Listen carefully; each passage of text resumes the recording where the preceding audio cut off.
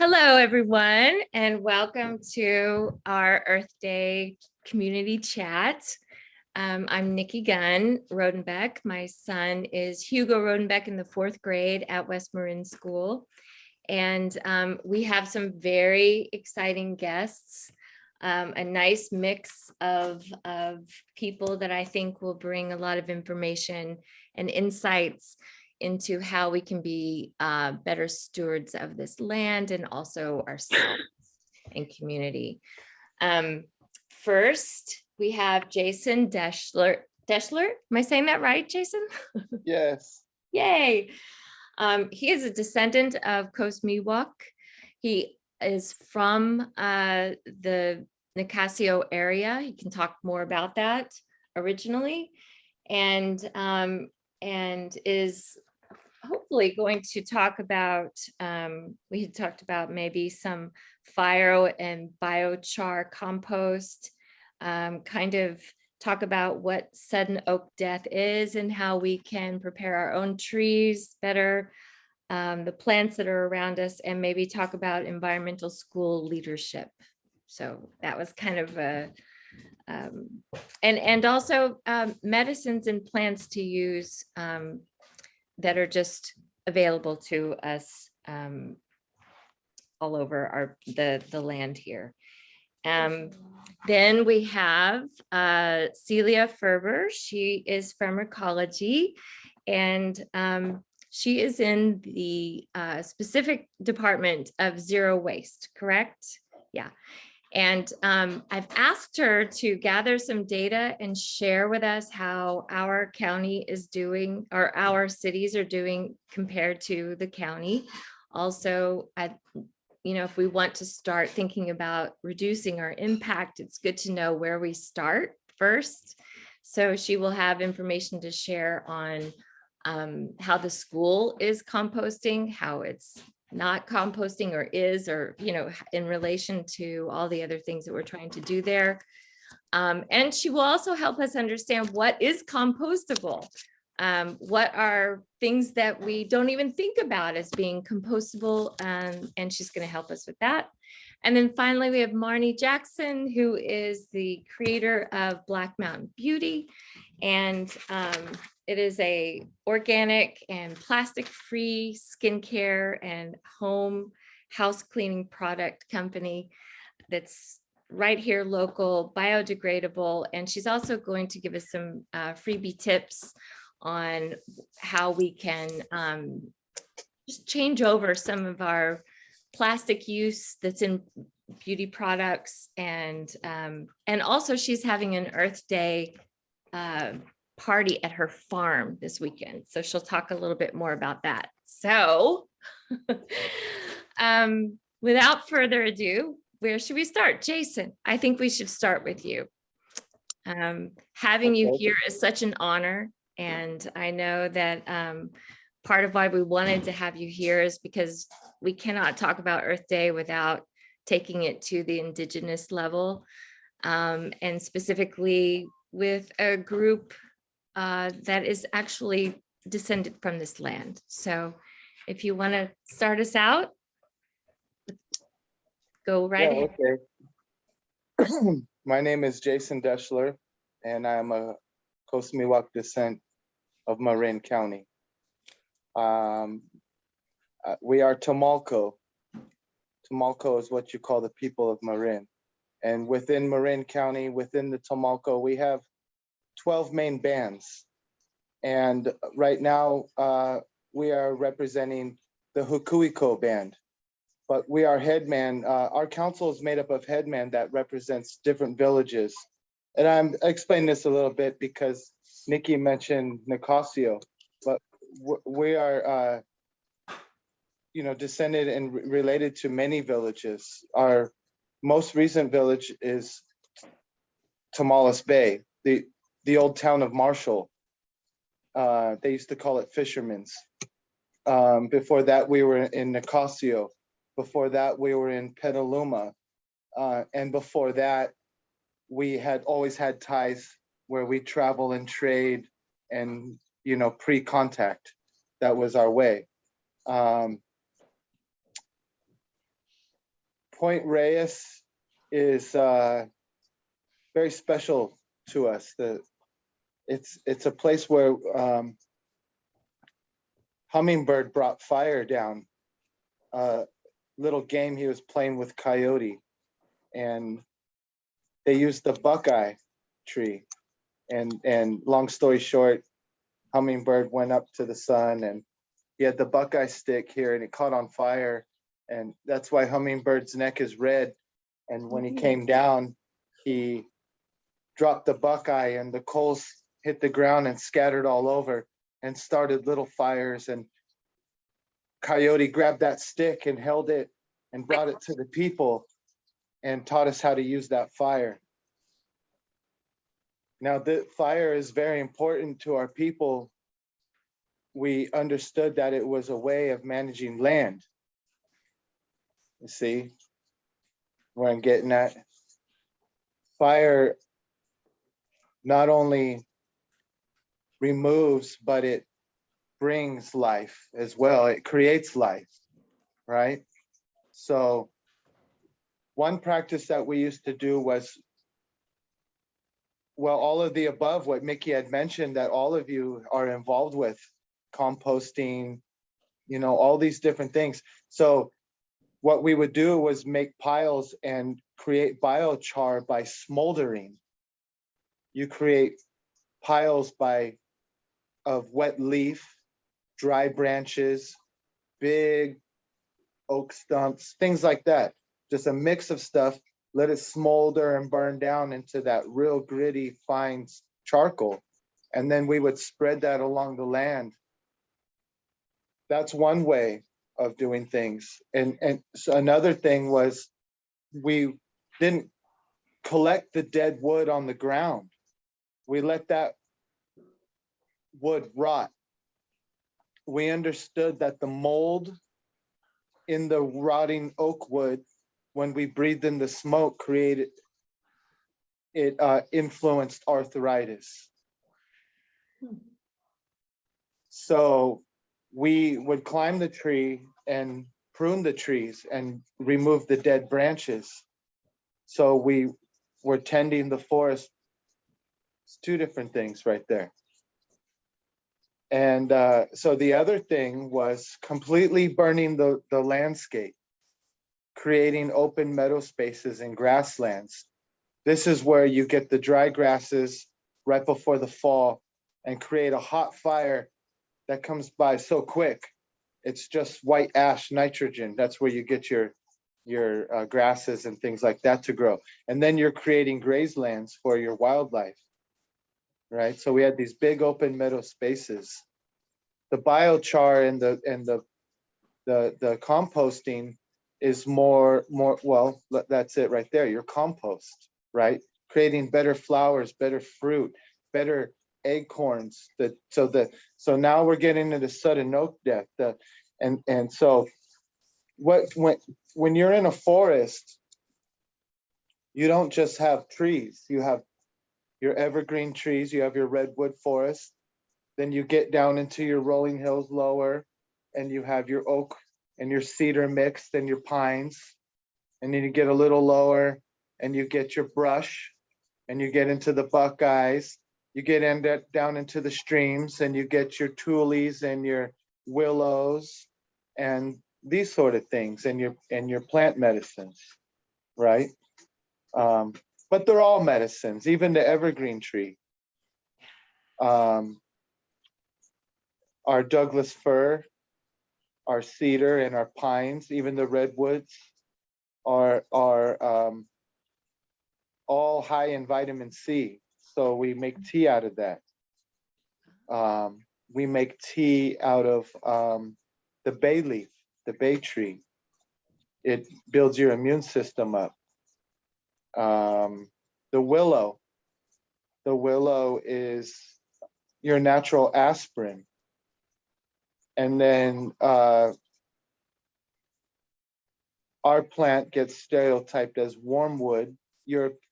In Europe, you have wormwood, but we have mugwort. It's not so much of a bush, it's like a one stick, but you'll get a bunch of them. in the wetland areas, in the cooler areas where the ground's been disturbed, usually on the side of the road, and not unfertile soil. It has to be somewhat fertile, but it can thrive in, some pretty unfertile soil. Mugwort, and that is another form of medicine that we use. It's good for digestion, your stomach, inflammation, things like that. And we have a list of many more. If anyone has any questions, if they have a specific thing, maybe there's something I know that I can answer. These are some of the things that we practice and being tenders of the land, and fire has been missing for a while, and that top layer of soil, as well, has been removed from road building, from construction, from moving land, getting down to that hard soil to be able to create that firmness for your foundation of your community. You got to imagine all the soil that had been removed in all these, communities in Marin County. We are missing tons of soil. And so we need to rebuild that soil back up. And so, not just burning, but the biocharing is very important. Smoldering your compost down, not completely burning your burn piles. It's very important. When you burn your burn pile all the way up into ash, it just goes down into a little ball of white ash. But if you smolder it down and you mix it into your soil, that carbon holds on to nutrients, that charcoal, and it also filters and filters out the bad stuff too, as well. It's one thing you use. I have a fish tank. I don't know if you can hear it going right. I'm sitting right next to it, but one of the things I use to clean the water is the carbon, carbon filters. And so your water purifiers to drink out of, stream water. I carry a little pen I live in the mountains, so I go hiking a lot. I could just sit down in a stream and drink out of the main thing in the straw is charcoal. So it's amazing, what charcoal will do. Anyways, that's my introduction. Yeah, Marnie, go ahead. Do you have this written down in any kind of books or anything like that? I mean, I love learning about all the native plants of California and what their medical uses are. Have you written any of that down, or do you know any good books that you might suggest? When we get more, when we get going better, so my council's forming a nonprofit. We're working on some things and getting our legal status as far as doing business, right? Mm-hmm. So maybe one day I could sit down with somebody. As far as me personally, Coast Miwok, no. But California, knowledge of California tribes, there are many books out there. One good book is called Tending the Wild. Cool, thank you. Thank you. Would you mind grabbing that off the bookshelf, Tending the Wild?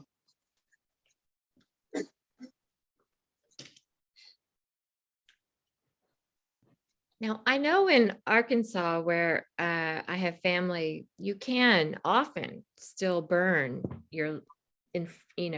they burn lots of things just in their yards. But can we do that here? I mean, is that something that we're allowed to do? Mm-hmm. It seems so scary. My neighbor does. I don't know if it's legal, but he's here every other weekend. So instead of having a garbage can, I noticed he's dug a really deep pit, and all his charcoal goes in the pit. Is that Tending the Wild? Beautiful. That is a beautiful book too. Big book. Oh yeah, look at that. A lot of information. A lot of knowledge there. Thank you. I wish I could show you my yard, but sun's going down and it's down there. But I have all kinds of things going on, composting, burning, and also my cedar trees have cardboard underneath them to help. I'm trying to build the soil back up, Mm. Oh, create that dark layer. When I moved into my yard, no, I had blackberries, and a lot of orange soil showing.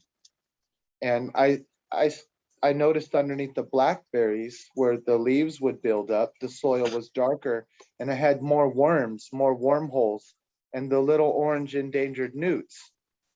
So I started building up that duff to protect that. I didn't want the newts to go away. And I just started paying attention to what was going on. And 7 years later, I don't till my garden. I don't do none of that. I just every year I springtime, my kale plants are 4 years old, they're like Mm. bushes, those kind of things, but there's stuff I have to reseed every year, but strawberries, kale, and that kind of stuff comes back every year now. And onions go all the time. And this year I want to get into beets and carrots more. And but wonderful. we do a lot of traditional foods too. We do a lot of acorn preparation. I have actually I have.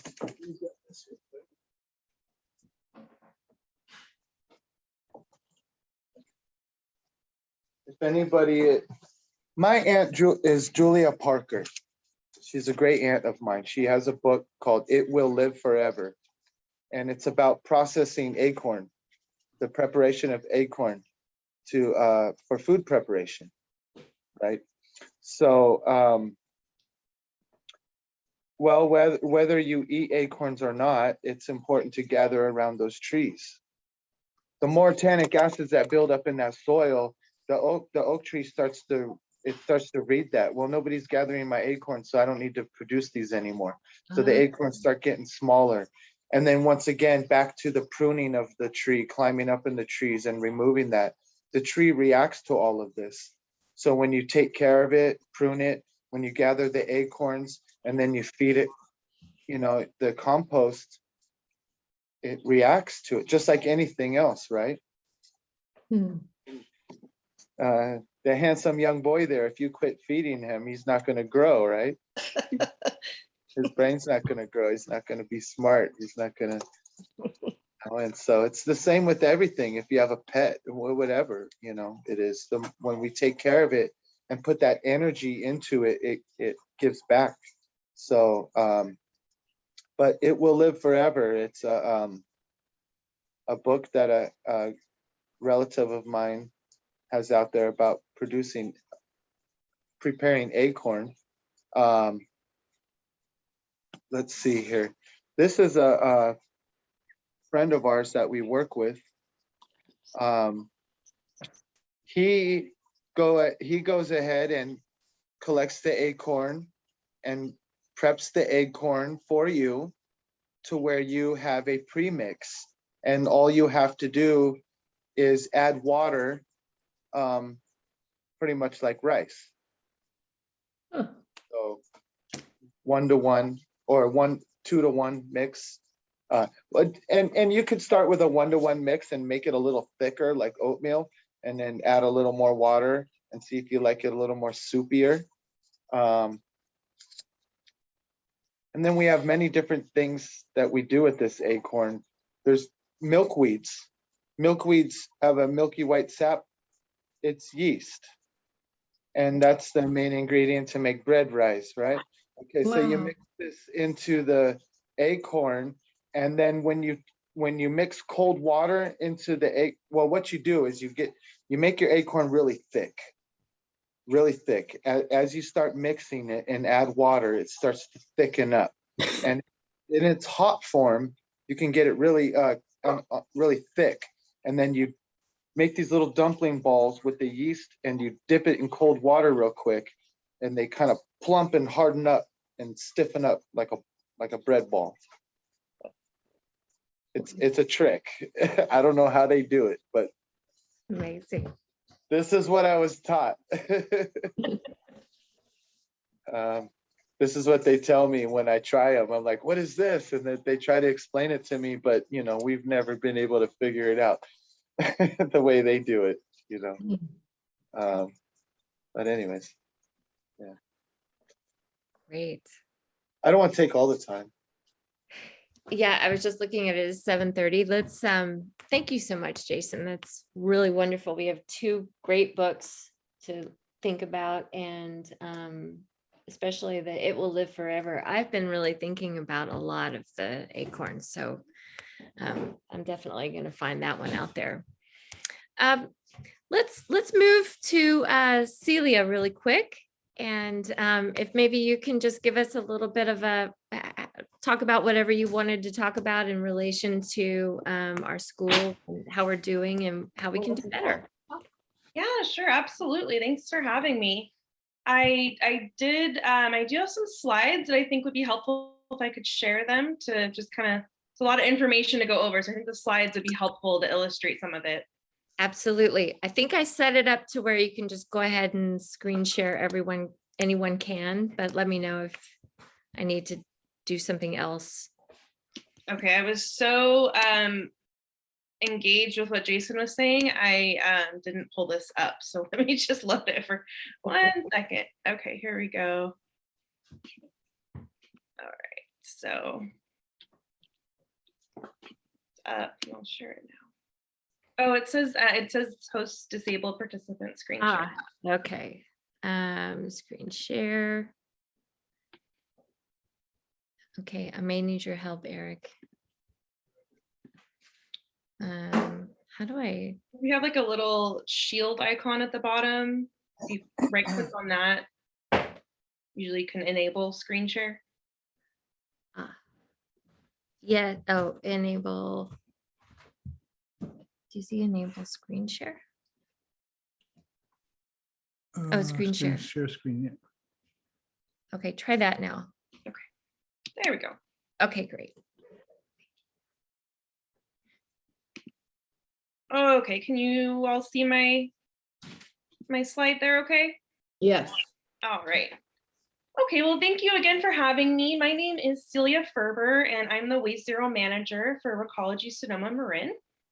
And I'm going to be talking about a few different things tonight. I'll try and keep it brief, but I'm going to go over what's compostable, what's recyclable, a new state law that many of you may be familiar with called SB 1383. It's a mandatory composting law statewide. I'm going to touch on how the Shoreline Unified School District is doing. Spoiler alert, you guys are doing amazing. And yeah, I'll just go from there. Great.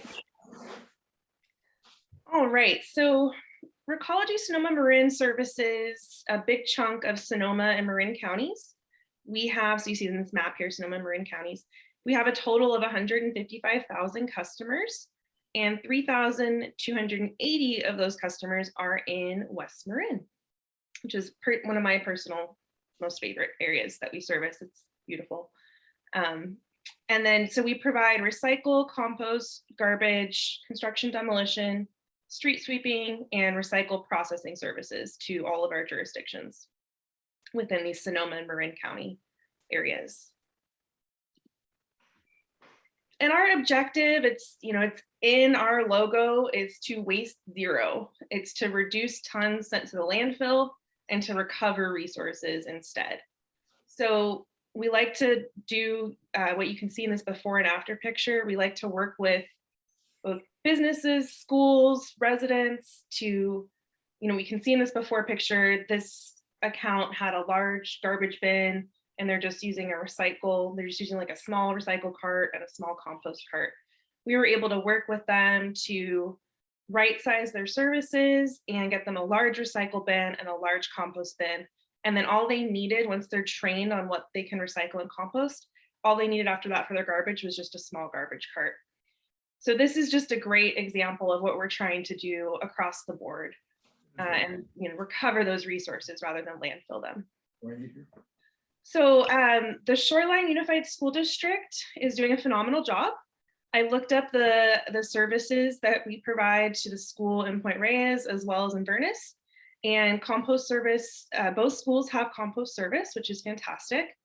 I did check with, there was a waste zero specialist named Garin who actually helped to set up those programs. He recently, 3 weeks ago, moved on to a different role within our company, but I asked him, how are these schools doing? How are the programs going? He's very complimentary. He said that the custodian and the cafeteria manager do a great job overseeing the programs, and that there's a robust system set up at both schools at lunchtime. So the students are aware of where the recycle, where the compost goes. They're educated on what goes where. So I must admit, I personally have not seen it myself, but Garin was very complimentary of the programs.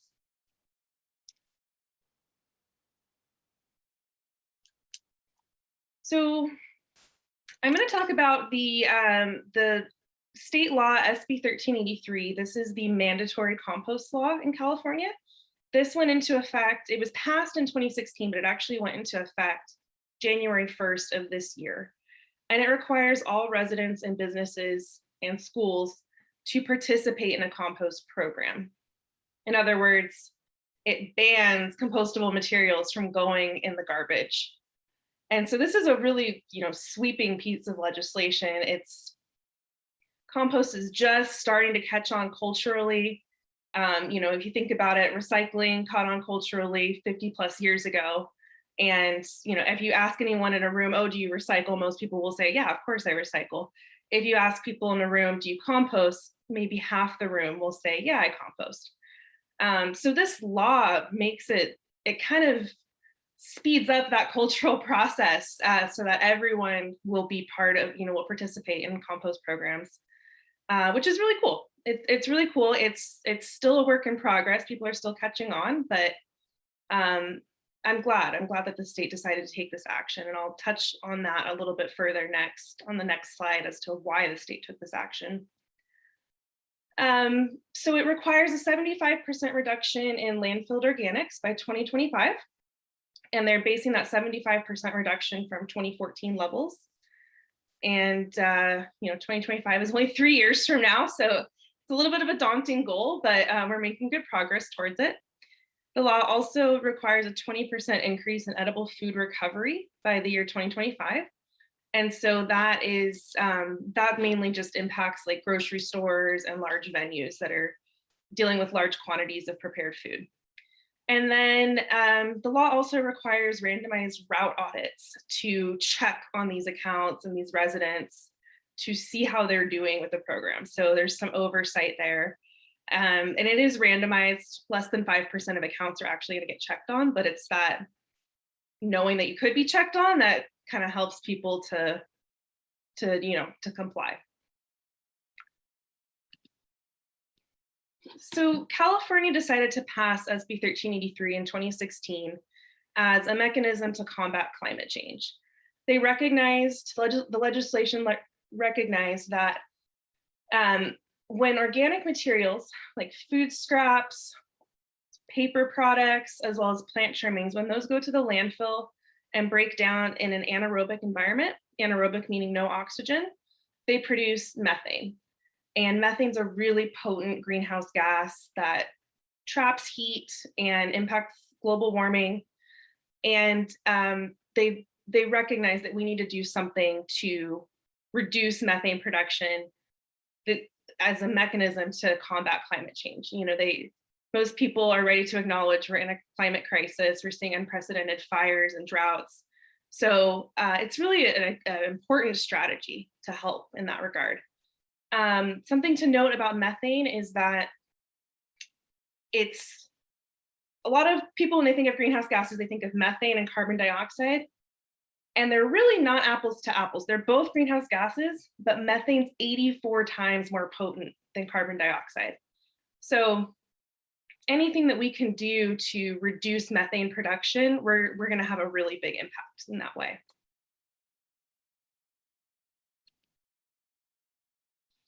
All righty, so what can go in the compost bin?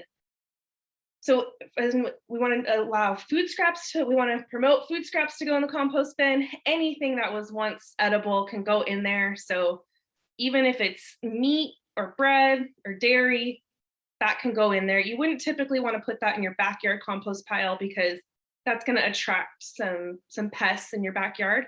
But you have to keep in mind that for the program that that Recology is providing, we're taking it to an industrial compost facility in Novato, and they're able to get the piles at a hot enough temperature that they can handle the breads and the meats and the bones and the dairy. But yeah, your apple cores, your orange peels, your banana peels, your coffee grounds, eggshells, anything, any type of food product in the kitchen, those scraps, we love that in the compost bin. That's very nutritious for the soil. Another thing that is accepted in the compost program that often surprises people is paper. So your paper towels or your napkins, your coffee filters, your greasy pizza boxes, any type of soiled paper is great. That breaks down really nicely into compost. And so definitely want to put that in your compost bin instead of the garbage. Couple things to note there. So if it's like a paper to go container and it has a shiny liner in it, that's a plastic liner. And so you wouldn't want to put something with a plastic liner in the compost. So if it has a plastic liner, unfortunately, you would need to put it in the garbage. Coffee cups are, there's the technology apparently still isn't there. They haven't been able to make a coffee cup that is accepted in the compost program. So if you're doing a disposable coffee cup, you would need to landfill that at this point. But hopefully, reusables are of course the best. And hopefully down the road, maybe there's a product that can be invented that's actually truly compostable for coffee cups. Can I just say something? I was looking for a coffee cup without the plastic inner lining. And there's a company in Petaluma that's actually making them. And Madeline Hope can tell you the name of the company, but they're right down the road in Petaluma. And they say they have a completely paper coffee cup. Okay. Yeah. I would love to see that. I would definitely love to see that. That's great. I'll look into that. All right. So, and then of course, plant trimmings can go in the compost bin as well. And that's what most people are familiar with using their green cart for, is their plant trimmings. And now you can add all these other things into your green cart as well. And we'll pick them up all together and take them to the compost facility in Novato. So a couple other things that I want to touch on that are not accepted, would be compostable plastics. So if you see plastic utensils that say they're compostable, or you might see a clear plastic cup with a green stripe around it that says it's compostable, those are not accepted by the compost facilities. So Recology doesn't own or operate the compost facilities that we use in the North Bay. All of West Marin's materials going to the Novato compost facility, but in general, Recology Sonoma Marin hauls materials for 4 different compost facilities, and none of the 4 can take the compostable plastics. And so their reasons for not accepting it is it doesn't break down in a timely manner. They need the material to break down in 60 to 90 days. And also it actually is not a good ingredient for the compost. It degrades the quality of the compost, and they can't sell their compost as certified organic if it has the compostable plastics in it. So they don't accept it. Most compost facilities across the state won't accept it. So it's very confusing for people because they see compostable on there and they think that's a way to do the right thing. So we try and educate where we can on that particular topic. That totally blows my mind, I have to say. I had no idea. So like when we go to the store and we're good and we buy the compostable forks and things, and then after the party, I put this in the compost, they're like, that's not what we should be doing. That's like a big no. That's a big no. Yeah. Yeah. Okay. Host facilities don't accept them. They consider them a contaminant. So if you put them in, chances are it'll still go through their process, and then it'll just get screened out at the end because it won't break down, and then they'll landfill it. It's a waste of resources. It's kind of false advertising. And I understand your perspective. You thought you were buying compostable utensils, and that was a way to be eco-friendly at the party. So yeah, I think the general rule is if it looks like plastic, it's too good to be true. It is plastic. Yeah. All right. Let me move on. Okay, so this is the general cycle of compost. When we pick it up, you have your banana peel, you put it in your green compost cart. Our truck comes and picks it up and takes it to a compost facility where they're gonna grind it up and put it in these nice long rows. They're gonna aerate these rows and water them and give them 60 to 90 days to turn from this, colorful food scrap material to beautiful, rich black gold compost. They're gonna put it through a final screening process where they're gonna be pulling out any last contaminants. And then they're gonna sell, these compost facilities are gonna sell the compost to farmers where they are applying it to the soil. Another amazing thing about compost is it helps the soil to sequester carbon from the atmosphere. So it's another tool to combat climate change. I was loving what Jason was saying about rebuilding the soil and just paying attention to soil health, because that's such a critical part of absorbing greenhouse gases as well as making our land more drought tolerant too. And so the farmers, they are able to grow better crops when they apply compost, more nutritious crops. They have better yields, and then the cycle repeats. It's a closed loop cycle, and there's no waste, which is great. That's called fighting fire with fire. Oh.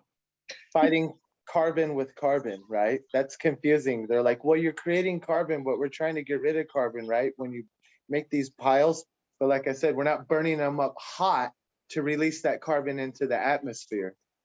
You're going to create the carbon and put it back into the soil to absorb carbon. Right. Yeah.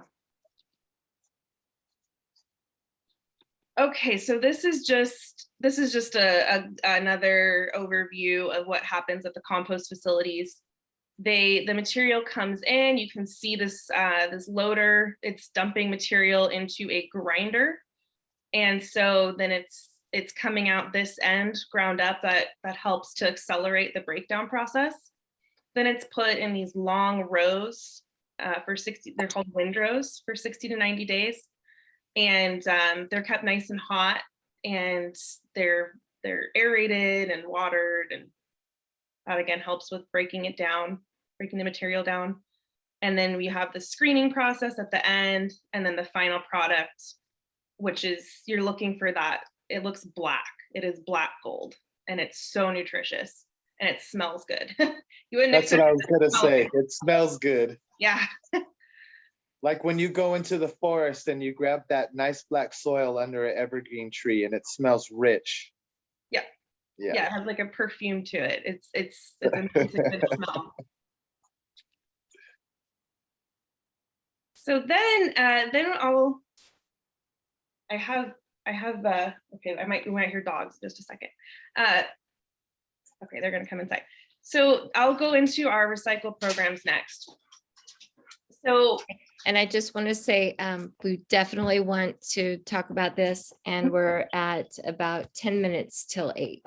So we still want to give Marnie a little time. Sure, I'll speed through. I'll just do this slide and then I can be done. Okay, great. Thank you. Yeah, sure. So just to touch real quick on recycling, We accept paper products, cardboard, cartons. I just want to avoid wax cardboard. When it comes to paper, envelopes with the plastic screens are okay. The companies that we sell the paper products to, they can take that plastic screen out of the envelope, so that's okay. Small amounts are all right. A little bit of tape on the boxes, that's okay as well. For glass, your beverage, your food grade glass containers are great. You wouldn't want to put a broken glass in there, because a broken like water glass, because that type of glass melts at a much higher temperature. But you can stick to your beverage bottles, or your glass jar of salsa or pickles.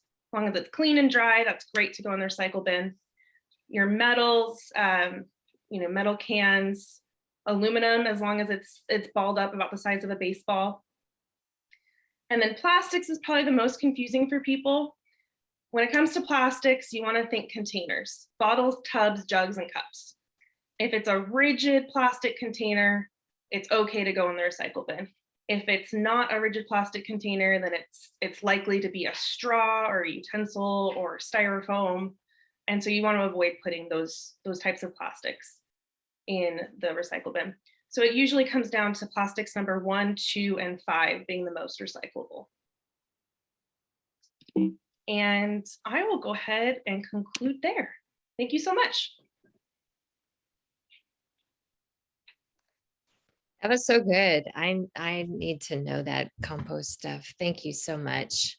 And it was good to hear that our school is doing well as well. And so Marnie, this kind of segues into your area, your expertise. And I know that my family, that those plastic, just having to constantly buy plastic to hold cleaning products, that's just like one of my pet peeves these days. My husband has started making homemade all-purpose cleaner, and it was like, whoa, I don't have to buy this stuff. We can just make it, which I know just sounds so like typical. But please share with us your product line and how you got there. Am I unmuted? Oh, yeah. Okay. Yeah, so to kind of segue, so my name's Marnie Jackson. I live on Black Mountain. This was Miwok land long before we came here, so I totally appreciate your knowledge about the land is so appreciated. And to kind of segue from what Celia was just talking about, I started making, same thing. I saw all the plastic in my house, in my kitchen, and I also saw the plastic in my bathroom. And, you've got plastic shampoo bottles, plastic lotion bottles, plastic conditioner, medicines, all those things. So one by one, I started finding replacements for those things. And I wanted to say, that last slide that Celia had a lot of cleaning containers. So what I want to say is you don't have to buy those. Don't buy them. Just go to the store or talk to me, and I can tell you, just starting with laundry, if you don't want to buy laundry in a big, huge plastic jug, and you don't want one of those big boxes of powders that's really heavy and have a lot of toxic chemicals, you can now get laundry in this simple little sheet. So this is one laundry load. So you just throw this in with your, can you see it? With your laundry, and that does your laundry. So you don't need to buy those plastic bottles anymore. And you were talking about cleaning products, some simple, well, this is dish soap comes in a plastic container, and you can also get dish soap in a solid form. So this is in a tin. So you just take your wooden brush and you rub it on there, it foams all up, and you wash your dishes with a solid. So you're basically, the dish soap in that plastic container is just water. It's 90% water. This is the cleaning. This is the soap. So this will last you like 5 bottles of plastic dish soap. So basically, I just kind of started thinking about how to replace all those plastic jugs that we're saying we should be recycling. Well, we shouldn't be buying them at all. We should just be avoiding anything that's plastic. When you go shopping, shop around the outside of the grocery store, get your produce and put them in cloth bags. Let's see, another simple cleaning hack or trick is you get a glass bottle and you put all your lemon peels in it, lemon or oranges, any kind of citrus, and then you add 1/3 vinegar and 1/3 water. Vinegar, this jug costs like $2, but I put this in all my cleaning products. So this goes for like a year of cleaning products. Unfortunately, it is in a plastic container. You can get vinegar in a glass container, which I've done. But there's a lot of alternatives to plastic. So just check out, if you want to check out my website, blackmountainbeauty.com. I started, like I said, my first product was a shampoo bar. So this is the same thing as 3 bottles of shampoo. This is a bar, you just rub it on your head, it foams up like a shampoo. I just washed my hair with it today. And this is the same thing as a conditioner bottle. So it's in a solid form. Again, today I was making my, this is a, where is it? It's a bug repellent. So Glenda could talk about, Glenda does essential oils, and eucalyptus and lemon and lavender all repel bugs. So if you're out in the woods and you don't want to use DEET, which is very toxic, not only for the woods, and it's very toxic, cancer-causing ingredient in most bug repellents. So you should be using simple ingredients, easy to make. A lot of my products, I actually give away the free recipes because it's not about, I'm not making any money. It's all about teaching people that there's alternatives to plastic in our world. There's, when you go out walking, use a glass water bottle. When you drink your coffee, use a metal, to-go coffee container.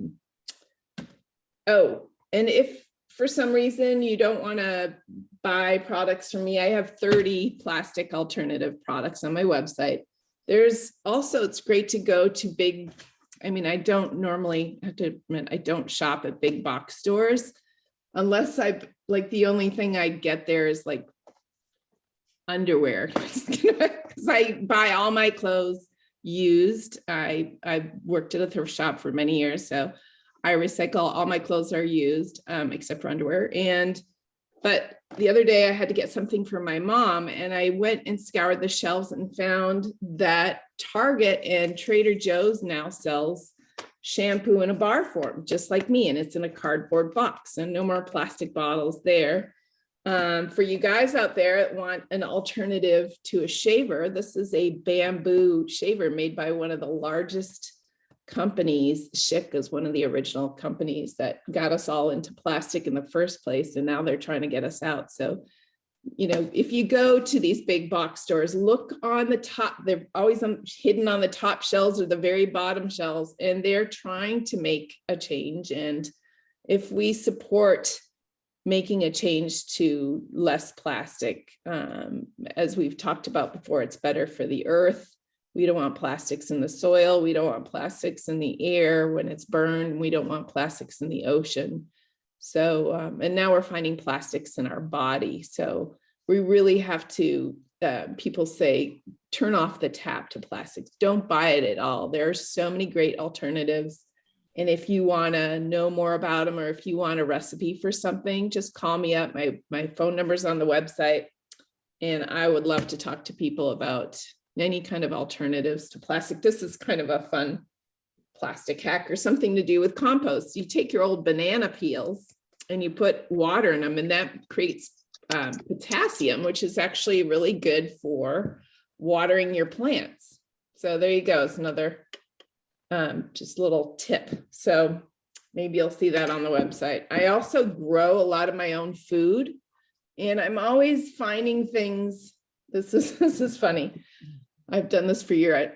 Oh, cool. I've tried to grow a pineapple. I've only successfully grown one pineapple, but basically when I go get my food, I go to farmers markets or my own garden. I have 3 different gardens and orchards, and bees, and chickens, I go to a farmer's market and I try to buy organic. And if I like a certain vegetable or a fruit, like a great zucchini that's all organic, I will save those seeds and I dry them in my windowsill and I use my own seeds to plant my vegetable gardens. That way I'm not buying seeds from Monsanto, which is it puts chemicals in our seeds that they then claim belongs to them. It's a long story, but you guys probably all know that story. But Genetics.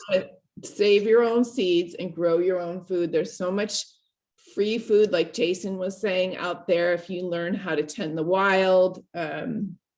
We have a great blackberry patch in the back of Point Reyes. I went and scooped up a ball of mud with one blackberry, twig coming out of it. And now I have a 20 by 20 patch of blackberry bushes. I get buckets and buckets of blackberries all year round. So, we have so much free food out there. It's a matter of saving your seeds when you find a plum pit that you like, or a peach pit or an apple seed. Save it, dry it, and grow it. It's all free.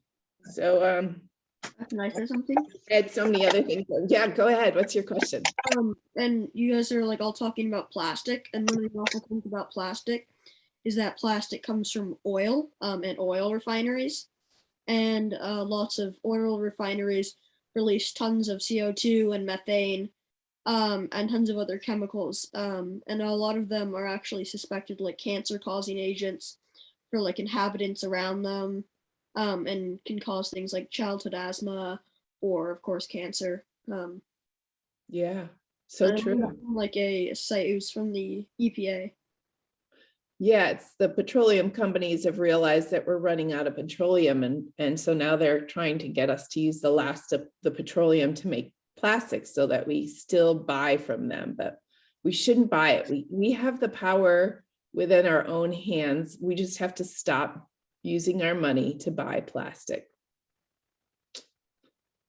So Here. thank you.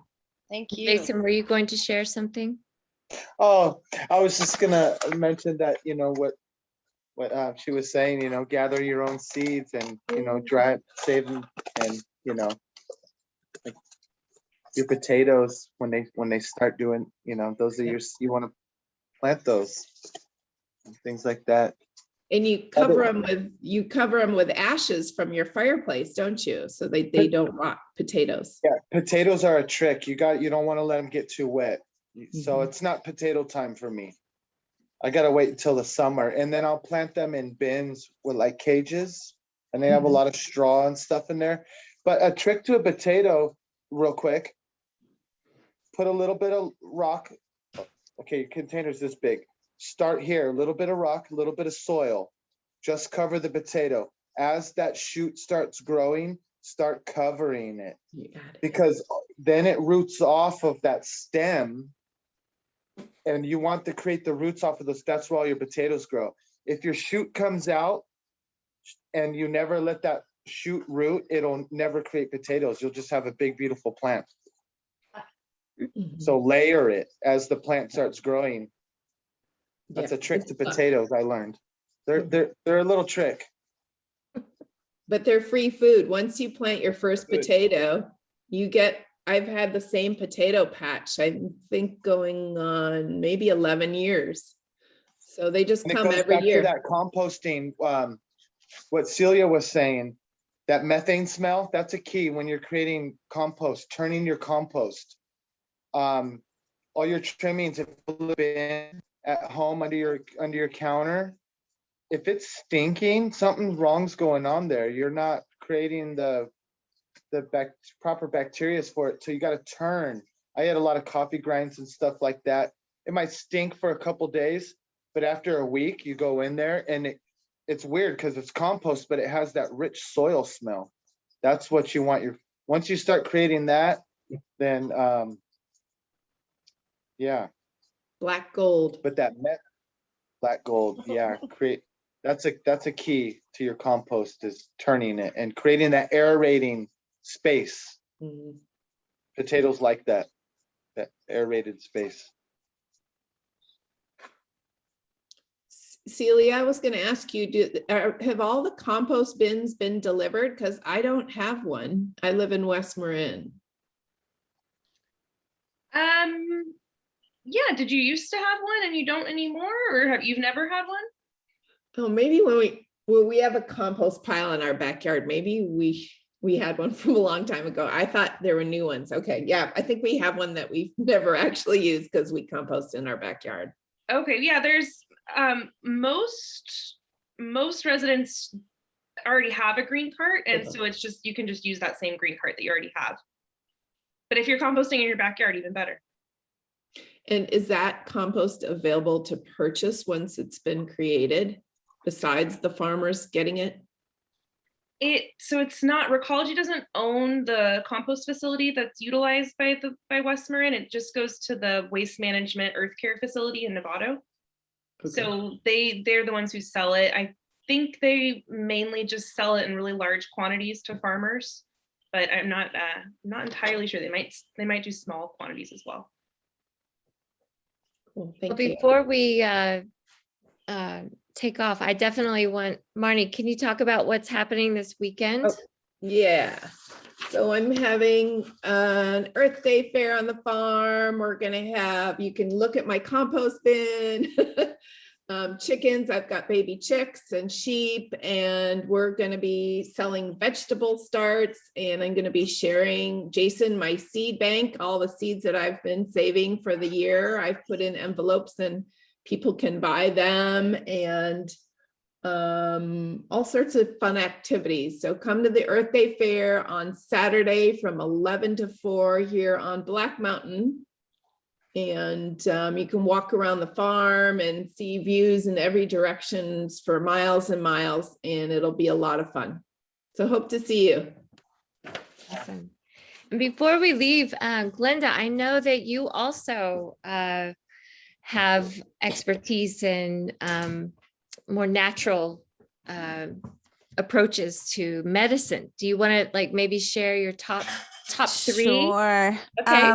My top three. Well, I have just like Marnie, I make my own cleaner with lemon peel, orange peel, vinegar, and it lasts like all year. I have a lot of aloe veras all over the garden, and I make a lot of like hair gel. I don't buy your gel, and it makes your hair grow and shiny and healthy. A lot of plants for remedies, like I don't know what they're called in English. The ruda is really good for stomach pains. And of course the essential oils that I use. It smells good. Ruda smells so good. Ruda, it smells so good. You just pass by it and it smells good. And it's really, if you ever have any sort of stomach pain or ache, just make a tea of ruda and add some peppermint on it. I also use the essential oils, and plant medicine is just great alternative for your emotions, whatever aches and pains you have, anything. I just love it. And I love making my own stuff, just like Marnie. Yay. And other thing, this is Rosa. So Ruda is very good for ear pains. After you guys go swimming and have a water inside, if you have a pain at nighttime, so you can put a little bit in the ear, no all over inside, just on top, and leave it there for whatever you want, and it's good, very good. And I want to share my little tree here. Let me see. Look. Oh, beautiful. Yeah. I just cut it and grow up very quick. Oh, is Smells it Okay, so called that's all, good. guys. yarrow? Is it Ruda. I have no idea what it's called in English. We call it ruda. maybe yarrow? It does look like yarrow. Like Yeah. yarrow? No. Oh, Yeah. It's not Yeah. like yarrow. It's It's not not? yarrow. it's not. No. It's very It's a- stinky. I mean, I tell stinky, but it smells so good. It's Aromatic. pungent. Very Pungent. aromatic. Yeah. Yeah. Mhm. That's all, No. guys. It's like a tree. It could grow like a tree type bush. Hmm. Very Thank you. woody. Yeah. Is Ruda, it's native, yeah? Is a native plant? I'm not sure. Okay. Let me find out how it's called. I know a lot of Me- Mexican cultures use it. And if Mhm. somebody Uh, need, I have a lot. I Okay. can share. I Okay. have a lot too. I want some. Okay. Kathy, I gonna bring tomorrow if you want. Okay, sounds good. Okay. Is I like to it? rub it on me. I like to Mhm. rub it on me. It smells good. Some people get a reaction to it though, to the plant when they crush the leaves. Yeah, it's really strong. And if you're pregnant, you should never ever take that. Oh, Mm-hmm. Yeah. I don't know what it's called. It says ruda anyway. Something to find out. Well, this is wonderful. Talking about. Is there anything else anyone wants to share I have one question, just yeah. very briefly. Jason, what do you suggest or do for poison oak in general? Just don't go near it. I know, but like I'm kidding. I hear it all I'm the kidding. time. You know what? Poison oak's a trip. Wherever poison oak grows, there's a cure for it. And you just have to know what the plant is. So there's yerba santa. Yerba santa is one plant. You crush up the leaves into a sticky poultice and rub it on you.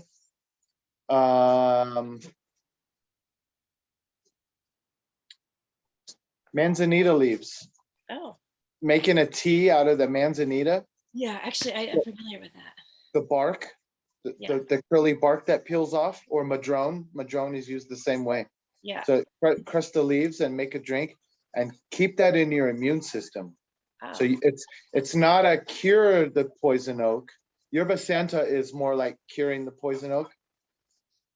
Manzanita and madrone is building your immunity up to the poison oak. So keeping it in your system. Those are two things right there. Okay. But what I've been taught was wherever poison oak grows, there's a cure for it. And unfortunately, I don't get it. So Nice. I can't tell you what it's like. You must get it, huh? You know, I don't know. I mean, actually, weirdly, when I was pregnant with this guy years ago, I had it like my entire pregnancy. I felt like it wasn't terrible. It was just sort of ongoing. It was like somehow it got in my bloodstream, or who knows. But I really, actually, weirdly, haven't had it much since. But I've been doing a lot of hiking in the woods, and there's just so much of it. And so, you know, I've managed to sort of not get it thus far, but I keep thinking like, oh boy, I'm just tempting fate because I'm around it so much that I feel like just a matter of time. So who knows? Are you going to be at the school tomorrow? Well, this kid is really sick, actually. He's got a fever, so we're probably not going to be there tomorrow. But Put it out, buddy. yeah, that's why we Put on came all your tonight. I was like, Put on all your clothes tonight. Drink a lot of water. Just get really hot. Wake up in the middle of the night. You're going to be sweating, soaking wet, and you're going to feel 100% tomorrow. Well, it's just good that he's made it here. I think it's actually, he's starting to sort of get better here. His energy's back a little bit. Great. Well, I think we'll just say goodnight. And thank you all for coming. I just really appreciate the speakers tonight and all the conversation that we were able to have. I think this is really great, and I'm happy to share it out afterwards. Looking forward to our time tomorrow, Jason, with the kids. And we're going to be asking them to take one action, just one action, to really make caring for the environment more than just an Earth Day promise, more of a bringing it in as a spiritual practice. So I'm excited about tomorrow. It's going to be good. And Earth Day every day. Earth Day every day. That's right. Okay. Thank you so much, everyone. Good night. Thank you. Good Thank night. you. Nikki, would you Yes. mind giving me a call real quick? Of course. Yep. 5-minute talk real Yep. quick about tomorrow. Okay, thank you.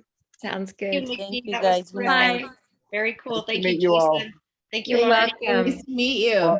Wali Toish, blessings. Ah, thank you. You too. You.